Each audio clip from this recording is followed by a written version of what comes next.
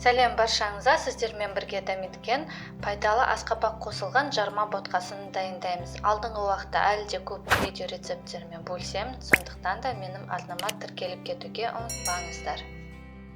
Кастрөлге су құйып, асқабақты үстіне салып, қақпағын жауып 10-15 минуттай пісіреміз.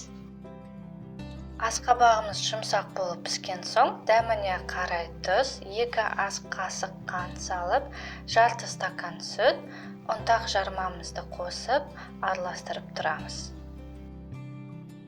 Бірден ұнтақ жарманы қоспаңыз, бір-біріне жабыс қалуы мүмкін. Қайнаған соң қақпағын жауып 5 минутқа алып қоямыз.